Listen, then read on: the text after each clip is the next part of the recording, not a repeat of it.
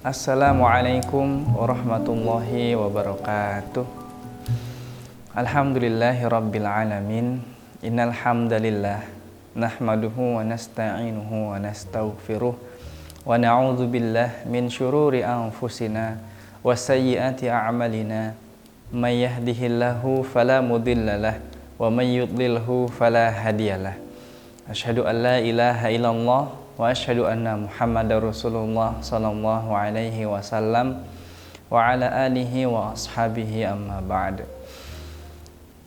Para saudaraku sekalian, alhamdulillah kita sebagai manusia yang Allah berikan keimanan sampai saat ini masih bisa merasakan berbagai macam kenikmatan yang telah Allah berikan, menandakan qadar kita di dalam dunia ini belum berakhir. Dengan qadar kita yang belum berakhir ini, berarti masih ada kesempatan bagi kita untuk memperbaiki amal. Masih ada kesempatan juga untuk kita bertaubat. Juga untuk menambah amalan-amalan yang sekiranya perlu kita tambah untuk menaikkan derajat surga kita. Para saudaraku sekalian, kita bicara tentang qadar, yang mana qadar ini adalah ketentuan yang sudah Allah buat 50 juta tahun sebelum Allah ciptakan seluruh jagat alam semesta ini. Dan dengan adanya terciptanya qadar, para saudaraku sekalian, kita memahami bahwa apapun yang terjadi kepada diri manusia itu semua sudah ada ketentuannya. Dengan memahami qadar, sehingga respon alami atau respon tubuh secara emosional, secara alami itu tidak memeluk diri kita secara seutuhnya. Kita dengan adanya iman terhadap qadar membuat kita bisa mengontrol bagaimana keadaan emosional kita ketika kita menghadapi cobaan-cobaan atau musibah yang tidak sesuai dengan apa yang kita inginkan. Para saudaraku sekalian, betapa nikmatnya kalau keimanan tentang qadar itu sudah menancap di dalam diri kita. Karena ada seorang sahabat juga yang mengajari anaknya tentang iman terhadap qadar. Kenapa seorang sahabat mau atau mempunyai pesan khusus kepada anaknya perihal iman tentang qadar? Menandakan seorang ayah ketika ingin menanamkan pesan kepada anaknya, pasti ayah tersebut ingin menanamkan hal yang benar-benar mempunyai sebuah miracle, keajaiban, bila keimanan ini bisa dipegang teguh oleh seorang anak. Dan percaya tentang qadar ini merubah segalanya. Dan percaya tentang qadar ini juga bisa membuat kita menjumpai hakikatnya keimanan. Kalau kita lihat bagaimana ceritanya di dalam hadis Sunan Abu Daud, yang dijelaskan saat itu sahabat yang bernama Ubadah bin Somit. Dia berkata kepada anaknya, "Ya bunayya innaka lan tajida ta'ma haqiqatil iman." Wahai anakku, kamu tidak akan menjumpai hakikinya keimanan atau hakikatnya iman hatta ta'lama annama asabaka lam yakun liyukhti'aka. Sampai kamu bisa mengerti dan mengetahui bahwa sesuatu yang akan menimpamu atau qadar yang sudah Allah tulis itu akan menimpa dirimu, maka tidak akan terlepas. Bila mana kita sudah diqadar sama Allah akan ditimpa sesuatu, baik itu ditimpa uang 1 bulannya 1 miliar, atau baik itu ditimpa kegelisahan di dalam seminggu sekali, seminggu 2 kali. Kalau itu sudah menjadi ketentuan Allah, gak akan kita bisa menghindar. Itu pertama, keimanan yang harus dipercayai. Lalu diajarkan lagi, wa ma akhta'aka lam yakun liyusibaka. Dan segala hal yang sudah Allah qadar tidak akan menimpamu, maka hal tersebut tidak akan menimpamu. Kalau sudah Allah qadar, dia terhindar dari mara bahaya. Contoh, kita lihat kasus COVID kemarin.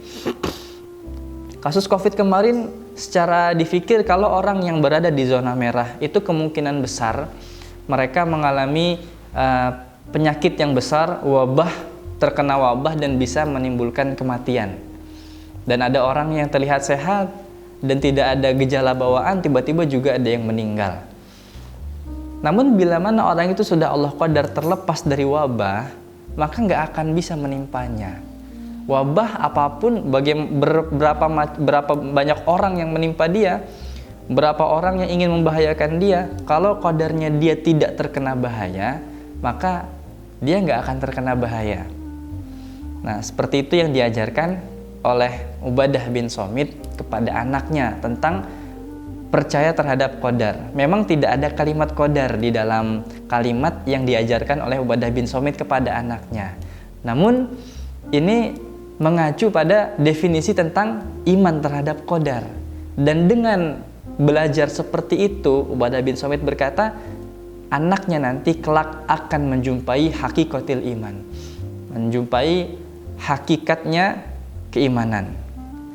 Landasan yang diambil oleh Ubadah bin Somit ini adalah sami'tu Rasulullah sallallahu alaihi wasallam yaqul inna awwala ma khalaqallahul qalam. Jadi pertama kali sesuatu yang Allah ciptakan itu adalah qalam atau kalam. Kalam yang Allah gunakan untuk menulis, kalam yang Allah perintah. Kalam yang Allah perintah untuk menulis qadar-qadarnya makhluk yang Allah ciptakan di alam semesta ini. Lalu faqala lahu, Allah berkata kepada kalam yang Allah ciptakan, uktub, kamu menulislah. Kalam ini Allah perintah untuk menulis. Qala rabbi wa madza aktub, ya Allah, apa yang harus saya tulis? Kata kalam seperti itu. Lalu qala uktub maqadira kulli syai'in hatta taqumas saah. Terus Allah bilang, tulislah segala qadar-qadarnya sesuatu dan tulislah hal tersebut sampai datangnya hari kiamat. Menandakan ketentuan kita, apapun yang kita jumpai di alam semesta ini selama kita hidup sampai nanti hari kiamat datang, itu sudah menjadi ketentuan qadar. Bahkan sampai kita meninggal namun kiamat belum datang, katakanlah kita meninggal keadaan kiamat ini masih 2 tahun lagi, maka setelah kita meninggal di alam kubur, qadar kita 2 tahun ke depan itu pun masih tercatat. Kita diberi kenikmatan di dalam alam kubur seberapa banyak. Mungkin ada juga orang yang nauzubillah min dzalik, Allah beri qadar siksa, maka akan disiksa dengan siksaan semacam apa, berapa lama, kapan saja datang siksa itu, kapan diistirahatkannya siksa. Itu semua sudah tertulis qadar-qadarnya para saudaraku sekalian. Lalu Ubadah bin Somit menyimpulkan lagi dan memberi pesan terakhir di dalam kalimat ini, bahwa ya bunayya ini sami'tu Rasulullah sallallahu alaihi wasallam yaqul man mata ala ghairi hadza falaysa minni. Nabi juga bersabda, barang siapa yang dia meninggal dunia dalam keadaan ghairi hadza, tidak percaya qadar, dia meninggal dalam keadaan tidak percaya qadar, maka dia tidak termasuk golongan Nabi yang iman terhadap qadar. Gitu. Maka dari hadis tersebut, hal yang pertama kita harus pelajari bahwa sebelum Allah ciptakan kita, Allah sudah buat kurikulum kehidupan kita. Kurikulum kehidupan kita, bila mana kita percaya dan kita jalani, maka hasil akhir yang akan kita tempuh, yang akan kita pegang pun akan memuaskan. dan menenangkan. Sebab apa? Sebab ada iman. Kalau orang hidup bukan atas dasar iman terhadap qadar, maka jelas hasilnya tidak akan puas. Karena kurikulum yang dia buat itu berdasarkan emosi dan juga ego. Ubadah bin Somit mengajarkan anaknya percaya qadar tentang dalil yang Nabi berikan terhadap Allah menciptakan kalam, menulis seluruh qadar makhluk, itu agar manusia bisa memiliki keyakinan bahwa kurikulum hidup yang akan dia lalui itu sudah dibentuk oleh Allah. Tugasnya dia mempelajari kurikulum hidupnya. Belajar tentang kurikulum hidup ternyata itu dengan meyakini qadar, iman terhadap qadar. Bukan kita meeting dengan orang-orang pintar, meeting dengan orang-orang sukses untuk membentuk kehidupan sukses macam-macam. Itu bukan melatih kita untuk iman terhadap qadar. Justru one day kalau kita terbiasa untuk berambisius terhadap duniawi, lalu kita jatuh bisnisnya, ataupun kita juga jatuh reputasinya, demote dari perusahaan, maka iman kita nggak kita bangun dan kita bisa hilang keyakinan hidup, ingin cepat mati dan macam-macam, bunuh diri dan macam-macam. Makanya bahaya sekali. Inilah hal penting yang diajarkan oleh Ubadah bin Somit kepada anaknya, agar manusia hidup bisa belajar mengerti kurikulum kehidupan melalui percaya terhadap qadar, iman terhadap qadar. Caranya adalah kita coba melatih setiap apapun yang menimpa diri kita, itu pertama tahapannya adalah sabar, para saudaraku sekalian. Di hadis lain yang pernah saya memberikan juga di pertemuan di dalam video beberapa saat lalu tentang sabar, itu ada hadis yang menjelaskan tentang sesuatu yang Allah berikan yang bisa murakapi khairon wa ausa'an minas sabar. Jadi sesuatu yang baik, paling baik dan juga bisa mencakup seluruh aspek kehidupan adalah kesabaran. Dengan bersabar dalam tindakan pertama yang kita lakukan, contoh kita diberikan musibah, pertama yang kita lakukan itu sabar. Ketika kita bisa sabar, para saudaraku sekalian, maka pikiran kita Allah berikan ketenangan. Allah beri ketenangan. Dari ketenangan tersebut kita belajar lagi kurikulum kehidupan yang Allah berikan. Oh, ternyata yang saya pijakin ini adalah qadar. Pertama mengerti itu adalah qadar. Dari kita memahami ini adalah qadar, kita berusaha mencari hikmah, bukan menyalahkan keadaan. Sehingga dengan berusaha mencari hikmah, kita mulai tidak menyalahkan keadaan. Biasanya mungkin barangkali perkataan saya ada yang keliru, namun yang biasa kita jumpai, orang yang tidak percaya qadar biasanya mudah menyalahkan sesuatu. Oh, ini gara-gara ini, oh, ini gara-gara ini, gitu. Bahkan juga menyalahkan dirinya sendiri, bukan berarti salah menyalahkan diri sendiri. Ya, ada kali barangkali benar untuk mengalah, dan ada pula salah. Karena banyak orang yang menyalahkan diri sendiri akhirnya depresi. Nah, kalau dia percaya qadar, maka dia akan mempunyai pikiran yang bijaksana. Dia tenang, dia mencari hikmah.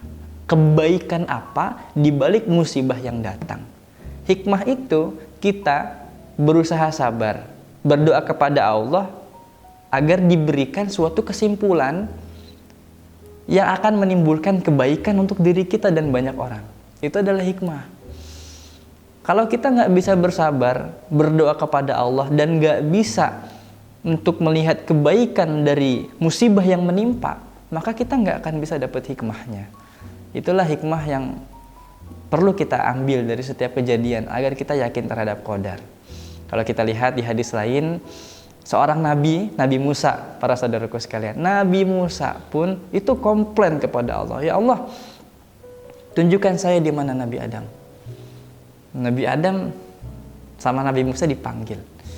Ketika dipanggil, Nabi Musa berkata bahwa, wahai Adam, atas dasar apa atau apa yang mendorongmu untuk keluar dari surga sehingga menyebabkan saya pun dikeluarkan dari surga dan menjumpai kehidupan dunia ini?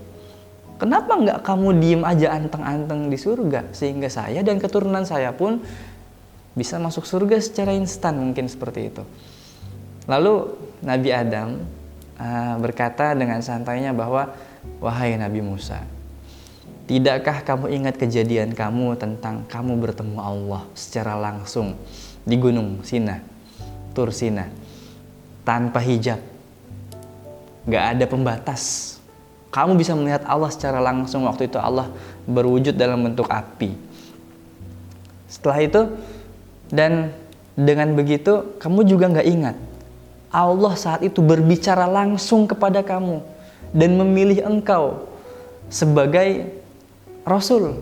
Allah pilih secara langsung tanpa Allah wakilkan. Kalau biasanya Nabi Muhammad kan Allah beri wahyu, nabi-nabi yang lain melalui wahyu. Kalau ini terutusnya Nabi Musa sebagai wahyu, itu Nabi Musa sendiri mendengar bahwa Allah memilih. Kalau kita buka di surat Toha, bahwa isinya, saya memilih engkau wahai Musa.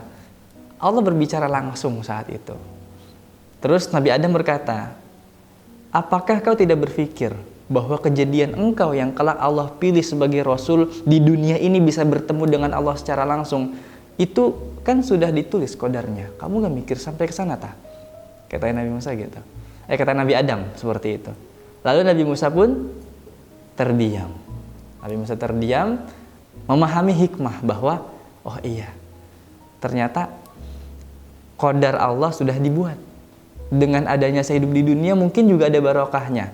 Saya Allah utus jadi Rasul, Nabi Musa juga Allah pilih sebagai Rasul, bisa melihat Allah secara langsung. Dan juga Nabi Musa bisa Allah berikan kesempatan berbicara langsung kepada Allah saat itu. Dan itu sudah ditulis. Nabi Musa pun terdiam dan tidak membantah Nabi Adam lagi. Nah, para saudaraku sekalian, sekarang barangkali di antara kita ada yang merasa bahwa dirinya adalah orang yang mungkin saya nggak pantas untuk jadi orang baik. Saya buat apa ibadah? Atau mungkin ada yang sudah terlanjur tidak percaya banget tentang qadar, atau mungkin percaya qadar dalam pengertian salah. Contoh, kalau orang di qadar baik ya akan baik terus, kalau orang di qadar jelek akan jelek terus gitu. Bukan berarti seperti itu, karena dijelaskan sebenarnya dengan adanya qadar itu ingin menjelaskan kita agar kebaikan itu bisa diraih dengan kebiasaan. Sebab amalan itu dicatat sampai nanti akhir hayat kita. Innamal amalu bi khawatimiha. Sesungguhnya amalan itu adalah akhirnya amal, itulah juga yang Allah lihat. Makanya ada istilah husnul khotimah, su'ul khotimah. Itu tercatat. Maka ada hal yang menarik dari pembahasan qadar para saudaraku sekalian. Jadi ada seorang rajul dari suatu kaum, dia berkata bahwa, ya Nabi Allah, afala namkuthu ala kitabina wa nada'ul amal, faman kana min ahli sa'adah la yakunanna ila sa'adah. Ya Rasulullah, apakah kita nggak usah diem? Apakah kita nggak perlu diem aja ya? Sebaiknya kita tuh diem aja ya Allah kalau kita udah tahu qadar kita di mana, gitu. Karena memang sebelumnya Nabi menjelaskan bahwa Allah sudah menciptakan dan mengqadarkan seorang hamba mana yang masuk surga, mana yang masuk neraka. Makanya rajul ini berkata, lah kalau gitu kenapa kita nggak diam aja Nabi? Kalau kita qadarnya surga, ujung-ujungnya juga bakal masuk surga. Kalau kita qadarnya neraka, ujung-ujungnya juga bakal masuk neraka. Tanpa gerak pun juga namanya qadar. Nah seperti itu. Terus rajul ini ngomong, kalau begitu kan nggak perlu ngapa-ngapain. Wa man kana min ahli syaqwah la yakunanna ila syaqwah. Kalau emang dia qadarnya jelek, ya udah, ujung-ujungnya dia akan mendapat kejelekan atau celaka. Lalu Rasulullah menjawab, qala i'malu fakulun muyassarun. Kamu beramallah, sebab tiap-tiap perkara itu Allah mudahkan. I'malu, beramallah, dan tiap-tiap perkara Allah mudahkan. Ini kulun, ini tanpa istisna para saudaraku sekalian. Jadi tiap-tiap amal, mau itu amalan baik atau jelek, itu dimudahkan. Kalau orang emang hatinya tuh berkehendak jelek, sebenarnya banyak kemudahan untuk jadi yang kejelekan, untuk menggapai kejelekan. Tapi ingat, mereka pada neraka. Kalau orang beramal untuk kebaikan, pasti ada jalan banyak untuk kebaikan. Ingat, mereka pada surga. Seperti itu. Lalu Nabi melanjutkan, amma ahlus sa'adah fayuyassiruna lisa'adah wa amma ahlus syaqwah fayuyassiruna lisyaqwah. Lalu kalau memang orang itu Allah qadar menjadi ahli kebaikan, ahlus sa'adah, orang yang beruntung, maka Allah mudahkan perjalanan dia menjadi orang yang beruntung. Jadi ada usaha di dalam kesehariannya untuk menjadi orang yang beruntung. Gak mungkin diem dia. Dan sebaliknya kalau dia orang yang celaka, maka dalam kesehariannya kulun muyasarun. Allah juga beri kemudahan atau dirinya semakin mudah untuk menjalankan banyak-banyak hal yang membuat dirinya nanti celaka.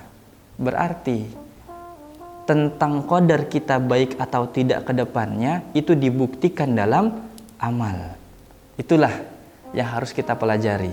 Makanya di sini disambung oleh Nabi membaca surat Al-Lail ayat 5 sampai 10, yaitu fa amma man a'ta wattaqa wa saddaqa bil husna fasanuyassiruhu lil yusra.